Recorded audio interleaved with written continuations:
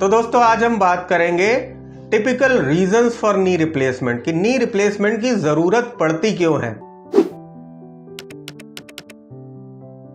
और knee replacement की जरूरत पड़ती तब है जब जॉइंट हमारा खराब हो जाता है and it is not functioning properly. इसमें पेन होता है, डिफॉर्मिटी होती है और चलने में दिक्कत आती है।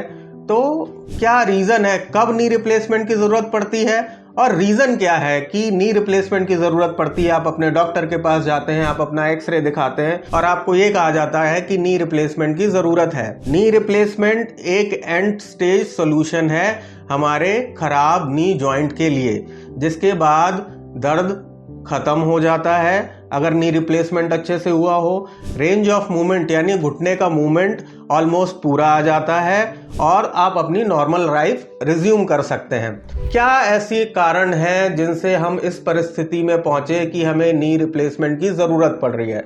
तो मेन रीजन इज आर्थराइटिस, घुटनों का घिस जाना।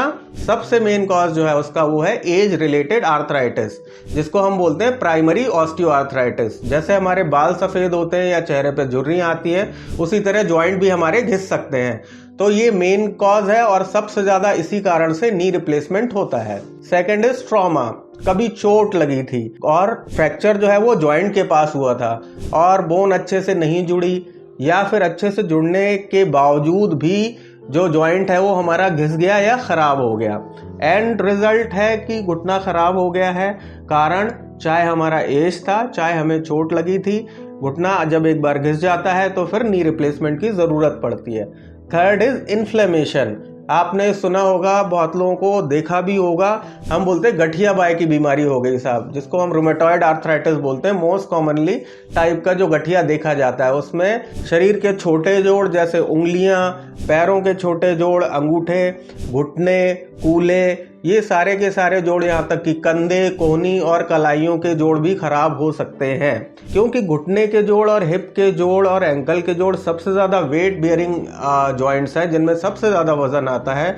उनके घिसने की और खराब होने की संभावना ज्यादा होती है गठिया बाय में भी। इसलिए हमें नी रिप्लेसमेंट की जरूरत पड़ती है ताकि इस पेन को दूर किया जा सके एंड में।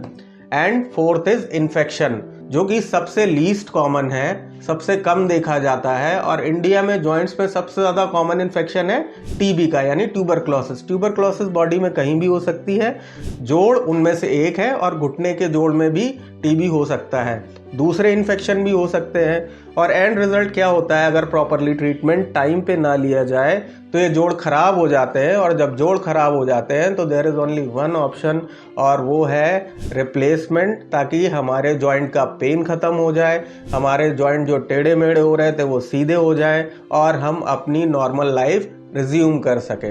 तो थैंक यू ये वीडियो देखने के लिए। आई होप आपको इन्फॉर्मेशन मिली होगी और आप शेयर करेंगे उन लोगों को जिनको इन्फॉर्मेशन की ज़रूरत है।